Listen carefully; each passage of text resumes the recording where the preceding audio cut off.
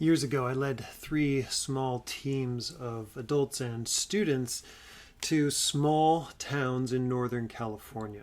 It's a beautiful area, really remote in many ways, away from a lot of different things. And as I worked with this one church, particularly, I met this girl, Kristen, and I was asking her, so where do the teenagers in this town hang out? It's summertime. Where are they? And they said, well, they're up in the swimming holes. Like, well, show us. Let's go. And so we were talking along the way, and what are we going to do? How are we going to start a conversation? What are we going to say to them to get a conversation about Jesus going? And so I developed just a very conversational approach. I said, well, we're just going to let them know we're here from Seattle, finding out what people think about Jesus. And let's begin that conversation. And so she was pretty cool with that. Okay, our whole team is ready. We're headed up into the hills to these amazing swimming holes. Like, I would love to vacation there and just pitch a tent and hang out at these swimming holes all day, diving into these deep pools of water, playing around, splashing around. So that's what we were doing. We were hanging out in this hole, and Kristen says she's looking around and there's lots of kids hanging out, and we've been doing flips or diving in, doing all this fun stuff, and she says in this very casual voice, actually it was so loud everybody around could hear it, when are we going to start talking about Jesus? And I was like, whoa, girl, that's not my style. We gotta be real smooth about this, be real chill about this. And what she was driving us to is she had believed that this is what God wanted to do. She had believed this is the motion he wanted to make. This is what he's going to do. So let's get busy. We did have those conversations. I still have some connections on Facebook with students we met at that time. But boy, that was kind of tough. And one of the questions I want to deal with today is, when God chooses to act in the world, how does he most often do it? When God chooses to act in the world, how does he most often do it? We know that he can strike with lightning, and he can send natural disasters, do all sorts of different things. But when he really wants to work in the world, what does he most often do? And today we're going to be looking at the story of Moses and the Exodus. So if you want to turn your Bibles to Exodus, that'd be great, 1, 2, and 3. But at the end of chapter 2, I just want to start in there. God had heard the groaning of the people of Israel. He had remembered his covenant and in the promise to Abraham and to Isaac and to Jacob. And he looked down on the people of Israel, and it says he knew. I think he knew that it was time to act. See, Israel had been growing and developing since the time of Jacob's renaming, like we looked at last week, and then his family grew. They ended up all in Egypt to survive a famine.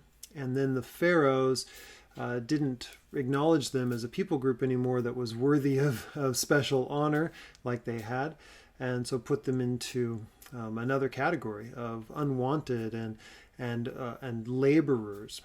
And so God says he knew it was time to act. So what is God going to do? How will he choose to act? What's going to get the ball rolling? And I want to show you today that when God decides to act, he sends his people. When God decides to act, he sends his people. So let's look at what God is doing in the Israel story, but keep asking the question, how is he sending his people? How is he sending us into this? I want to start in Exodus chapter 3, and we'll dig back and forth into these passages here. But it says, now Moses was keeping the flock of his father-in-law, Jethro, the priest of Midian. So we haven't been introduced to Moses yet, but we'll go back into his story in a bit. Let's first deal with the God that he encounters here, and then we'll go back into his story. Moses was keeping the flock of his father-in-law, Jethro, the priest of Midian, And he led his flock to the west side of the wilderness and came to Horeb, the mountain of God. And the angel of Yahweh appeared to him, and a flame of fire out of the midst of the bush. And he looked, and behold, the bush was burning, and yet it was not consumed. And Moses said, I will turn aside to see this great sight, why the bush isn't burned. When Yahweh saw that he turned aside to see, God called to him out of the bush, Moses, Moses. And he said, Here I am. Then he said, Do not come near. Take your sandals off your feet, for the place on which you are standing is holy ground.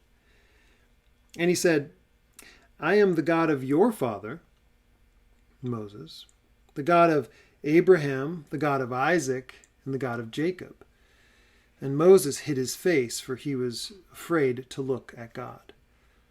Then Yahweh said, I have surely seen the affliction of my people who are in Egypt, and have heard their cry because of their taskmasters. I know their sufferings, and I have come down to deliver them out of the hands of the Egyptians, and to bring them up out of the land to a good and broad land, a land that is flowing with milk and honey, to the place of the Canaanites, the Hittites, the Amorites, the Perizzites, the Hivites, and the Jebusites.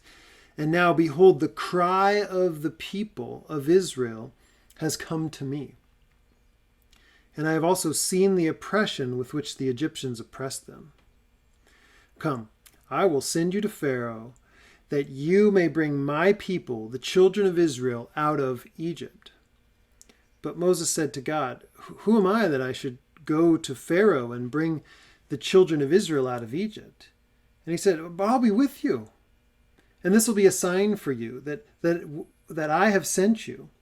When you have brought the people out of Egypt, you shall serve God on this mountain. Then Moses said to God, If I come to the people of Israel and say to them, The God of your fathers has sent me to you, and they ask me, What's his name? What shall I say to them? God said to Moses, I am who I am. And he said, Say this to the people of Israel, I am has sent me to you. God also said to Moses, Say this to the people of Israel, the Lord, Yahweh, the God of your fathers, the God of Abraham, the God of Isaac, and the God of Jacob has sent me to you. This is my name forever, and thus I am to be remembered throughout all generations. Go and gather the elders of Israel together and say to them this plan, right, that I am declaring to you now. So we have this really interesting picture. For me, it drives my head a little wild. You have the angel of Yahweh. That's the L-O-R-D in caps in your Bible, the capital L-O-R-D. The angel of Yahweh appears visibly in a flaming bush, which means there's an angel and there's a bush that's flaming. Yeah? So there's an angel appears visibly. So there's an angel talking. That's a messenger, a malach Yahweh, one who's come to bring a message. And in this case, it's the angel of Yahweh. He appears visibly in the bush, and also the voice of God is there in the fire. Moses is afraid to look at God, and then Yahweh speaks. Look at verse 7. It's saying, Then Yahweh said, Yahweh is saying this. And down to verse 12, Yahweh is saying, You will serve Elohim, or God, on this mountain. There's this interplay. If you go to Acts chapter 7, and that's a great summary version of the Israel story for you. So if you want to look at Acts chapter 7 and read and kind of get caught up, do the background homework for this, you can see that great story. But in verses 30 and 31, Stephen notes that an angel appeared to Moses in the bush, and the voice of the Lord emerged from it. So we have this unique picture, this very interesting picture where the language tightly identifies the angel of Yahweh and Yahweh, the visible and the invisible. They both occupy the sacred space, that same space, and yet it distinguishes them. One is visible, the other's not. So they occupy the same space. One is visible, one is not. And we start to see from passages like this, if you haven't picked it up earlier, how the early Christians understood Jesus as the Son of God. As we see the Father and the Son, these slots are opening up for us to see how, we would have the invisible God who is our Father, and then the Son who is the visible representation of the Father, along with the slot that's already been opened of the Spirit of God who does this work. And so we have this Trinitarian view. So let's dive in to just how God reveals himself in this encounter. And he encounters Moses, but also let's get into the Israel story too, remembering that question about how God enacts his plans. So who is this God? Well, he's the God, first, who regards the hurting. Some of you are hurting, and you need to know this right now. He regards you. He sees you. He gets you. He understands you. He knows you. And he's in the process of responding. How's he going to enact his plan? Well, so we know that God's eye is on them. His ear has heard their cry, and his heart toward them is open. God is aware of what his people need. So right now in Egypt, we've got the men experiencing forced labor and the women experiencing failed labor in the area of childbirth. And we have this word, again, maybe you remember it from when we were looking back at the Abraham story, se'akah, the outcry. The last time we looked at this word, it was the oppressed crying out for justice. And God bring justice. And so in the way he enacted justice on Sodom and Gomorrah, he rescued Lot and burned the cities. And that was how he was to bring tzedakah, the righteousness, because of the se'akah, the outcry. Now the Hebrew people and the Israelites let out a cry that rises to God. It goes to where God is, and it's given us this picture that God's not in their midst, but he's at a distance. And he's saying, come out and come worship me, right? So he's looked down on the people of Israel. He wasn't there visibly moving about among Egypt. Not until he comes to conquer them does he show up visibly and powerfully to move. Of course, we understand that he is omnipresent. He's present and active in all things. But the men in this forced labor were building at a minimum the storehouse cities. But just so you can get this out of your mind, there's no way they built the pyramids. That was much earlier. So we can clear that up now. But don't think labor camps or prison camps either. They lived next door to the Egyptians. We see that later just in the same passage. Your neighbors are going to give you gold. And some Egyptians were in their own households. So this wasn't a complete separate situation, but the men were conscripted labor. The women were bearing the children and raising the families. But the logic of this passage has bugged me. It's in Exodus chapter 1. Perhaps you've read it. Maybe it has bugged you. Maybe it hasn't bugged you. But I want to go there to this sense of outcry that's been taking place.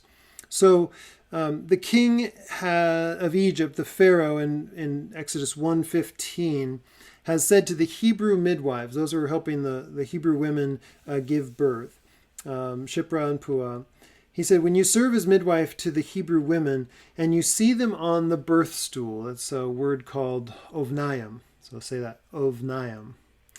When you see them on the ovnayim, if it's a son, you shall kill him, but if it's a daughter, she shall live. But the midwives feared God and did not do as the king of Egypt commanded, but they let the male children live. So the king of Egypt called the midwives and said to them, why have you done this? Why have you let the male children live? And they said, well, the Hebrew women just give birth so fast. They're just a lot stronger than you Egyptians.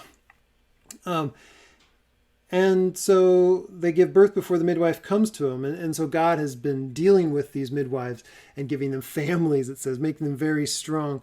But Pharaoh commanded all his people, every son that is born to the Hebrews you shall cast into the Nile, but you shall let every daughter live. And what's bugged me is that there's this sense of like, Pharaoh says, kill the baby boys. Well, they couldn't because they give birth too quick. And so, well, then kill the baby boys.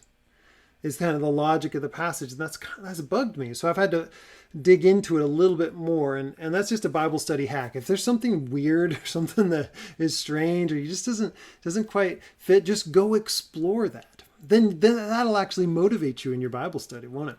So when you look at the Ovnaim, is that a birth stool? What is that? A squatty chair? Maybe. But the only other place in the Bible where this word is translated, is used, it's translated the potter's wheel. That's in Jeremiah 18, verse 3. The potter's wheel. So when you see the baby on the potter's wheel, on the Ovnaim, well, we know that God had said, you are the clay, and I am the potter. I work you. But what's interesting, some scholars have looked into this, and in Egypt they worshipped a particular god, Khnum. And she was the fertility god, symbolized by the potter's wheel, the Ovnaim, because she was worshipped in connection with the silting of the river Nile, the silting in the Nile that caused all that fertile land to grow. And so the potter's wheel was the womb. And where this is the place in the Egyptian mind where Khnum was creating the children. So using this theory, this Ovnaim would be to say that to see the children on the Ovnaim is to say during a prenatal check to determine the sex of the child, right? Which is well within their medical capabilities for Egypt in 1500 BC. We know this. They were to induce an abortion. That's what this theory, which makes a lot more sense to me now, is that they were to induce an abortion if the child was male. The excuse was that the Hebrew women, are birthing children prematurely before the prenatal check. They're just so fast at giving birth. They're not 9 months, man. These ladies do it so much faster. So they were saying we were only commanded to do abortions, not kill the babies once they were born, right? So that's what they were commanded to do. They skipped that step. The babies are still being born. And now the Pharaoh says, I want you to kill all of them. So now infanticide is the thing. So obviously this is an outcry. This is so awful that this is the kind of oppression that this nation is doing. And I know, there's such pain and loss when a natural miscarriage happens. Just devastation. And some of you know the pain and loss due to abortion. And some of you know the pain of having that forced on you. That's such misery. Such loss, such an outcry. And he is the God who regards the hurting. Also, he's the God who remains faithful. He's the God who remains faithful. He remains the same. His covenant promises stand in spite of all the opposition in Egypt. Yahweh is a God who will be there, who will be with them, who will do whatever is necessary, who will act in however it's necessary to be in those different areas, different contexts to get his purposes across. He's going to make Abraham, Isaac, Jacob into this great nation. He's going to do it. He will be faithful to his promises. That's part of the image we get in the name Yahweh, I am, in the I am. So I'm going to play you a word study, Bible study on the word Yahweh from the Bible Project. For thousands of years, every morning and evening, Jewish people have prayed these well-known words as a way of expressing their devotion to God. They're called the Shema. Hear, O Israel, the Lord is our God, the Lord is one. And as for you, you shall love the Lord your God with all of your heart, with all of your soul, and with all of your strength. We're going to look at the second key word here. Lord, written in all capital letters. This is the personal name of Israel's God. We first learn the meaning of this name in the story of Moses and the burning bush in the book of Exodus chapter 3. God appears to Moses and he commissions him to liberate the Israelites from slavery. And so Moses wonders, what if people ask the name of the God who has sent me? And so God responds, tell them, Yah has sent me to you.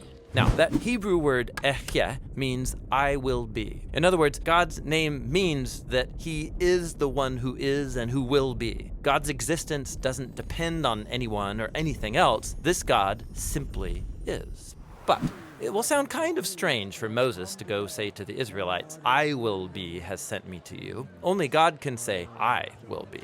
So in the next sentence, God tells Moses the version he should say aloud, Yahweh, the God of our ancestors, he has sent me to you. Now, that word Yahweh is the ancient Hebrew form of the verb he will be. And this is the personal name of the God of Israel. It appears over 6,500 times in the Old Testament. Now, here's what's interesting. Over the centuries, Israelites wanted to honor the sacred nature of this divine name. So, as they read the Hebrew Bible aloud and they came to this name, they stopped saying Yahweh and instead started saying the Hebrew word for Lord, which is Adonai. Now, this practice has been continued throughout the centuries, and so later, when people started translating the Bible into English, they adopted this same practice. Instead of spelling out the divine name, they translated it as Lord, spelled in all capital letters. Okay, you got that?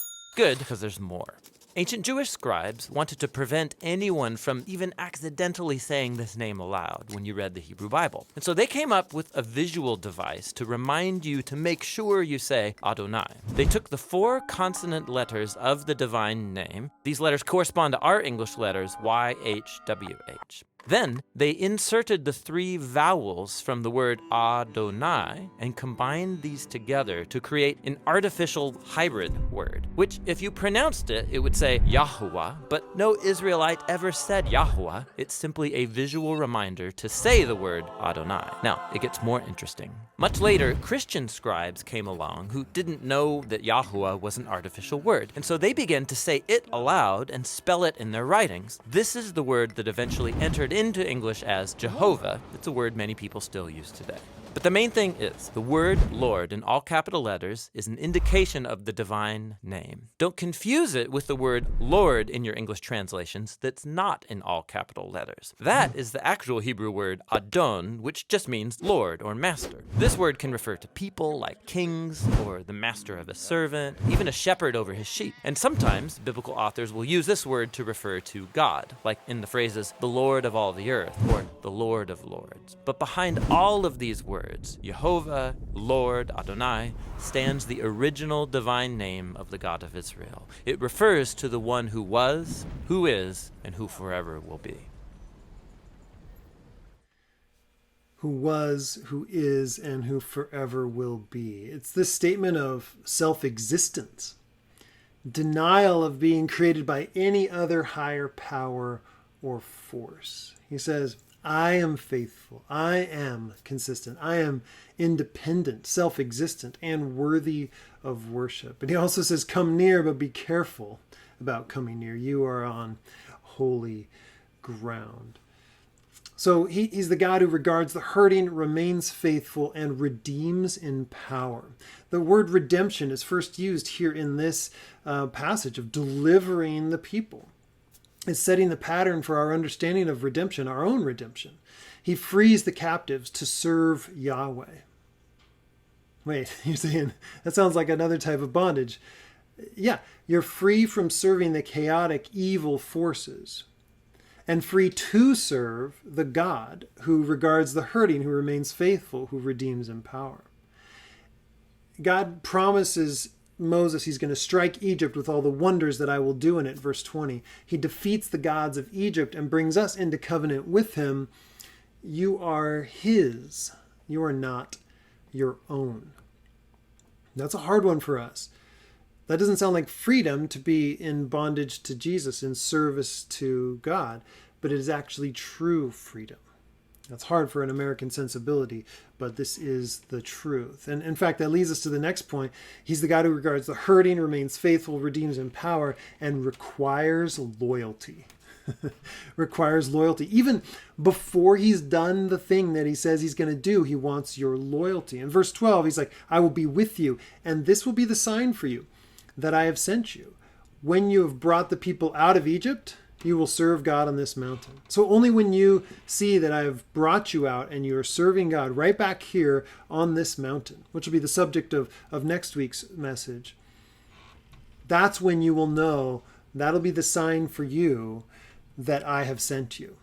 Whoa, loyalty first. So we got this picture of what God is like and how he intends to act, and he's choosing Moses. Choosing Moses. It's kind of funny in an election cycle that we've just come off of, where everybody's running for election by the people. They're running and desiring power, running for election. And Moses is the one running from election.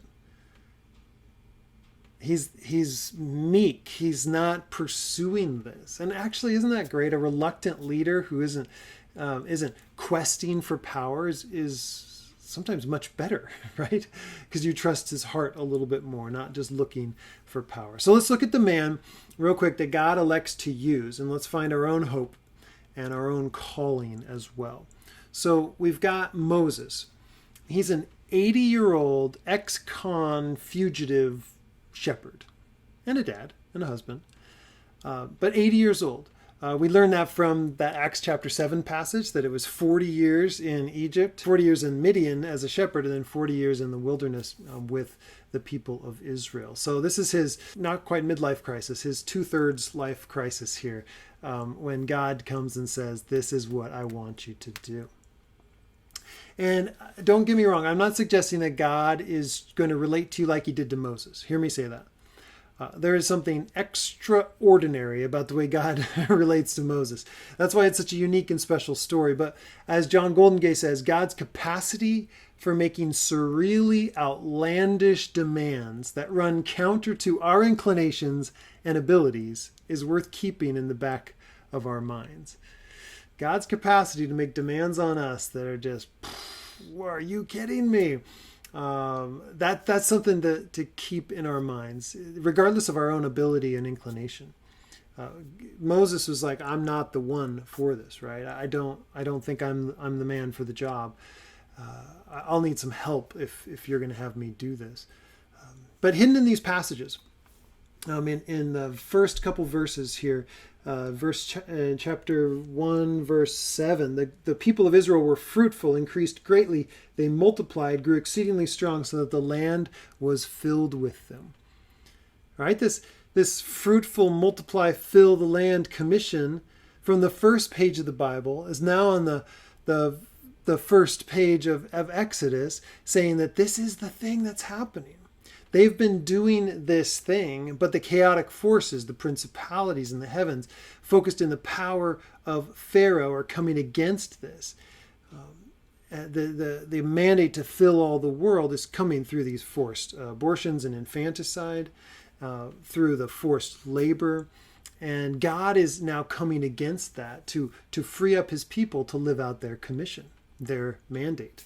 God defeats the sun god and then the Nile god and the fertility gods and all these different gods with the plagues through the actions of Moses and Aaron. And at the cross, he disarms the principalities and powers and now claims all authority in heaven and on earth. All authority. All authority in the divine space and in the human space has been given to me, says Jesus. And what does he tell us to do? Matthew 28, you know this. Make disciples of all nations. Great. So you're thinking, awesome. Let's let the experts do that, right? Don't we pay someone to do that? Don't we pay someone to make disciples of all nations? I'm pretty sure we pay that. We support missionaries and pastors. Pastor Aaron, isn't that your thing? Of course it is, yeah. And yours, right? We think we don't have the expertise, and so we're going to push that off and subcontract that. But listen to what John Goldengay says. Moses is not being commissioned on the basis of his experience in the palace, his initiative, or even his leadership potential. He's not going to need any of these things to fulfill the role that God has in mind for him, which is subordinate. All he's going to have to do is relay messages to Pharaoh and perform tricks. I'm not sure that one's on the table for us. What counts is God's message is, I will be with you. And it's not just a promise that he'll feel that God is with him, but a promise that God will be with him actively, whether he feels it or not. So as we close, I just got a little trivia for you playing along at home. In the commission of Matthew 28 that many have called the Great Commission. The commission of Matthew 28, what are we commanded to do? What are the commands? There are actually only 2 command verbs, interestingly. Disciple make, which is a word I'm making up right now, and behold. Isn't that interesting? Disciple make and behold. Visually, this is what it looks like with the Greek here. You've got going, go as a participle. Baptizing and teaching are the 3 participles that support disciple make. Make a disciple. And the other verb there highlighted is behold. Command verb. Behold. Behold, I am with you, even to the end of the age. I was and I am and I will be with you. So as we think about this, I remember back reading a book. Philip Yancey wrote a book called Where is God When It Hurts? But I think right now God is writing a book. He's looking into our cities. He's looking into our neighborhoods. He's hearing the outcry. He's seeing it around the world, the outcry, the pain and the hurting and even the slavery. And I think he's writing a book titled Where Are My People When It Hurts? Will we be sent? Will we be on mission to disciple make and behold that he is with us to the end of the age?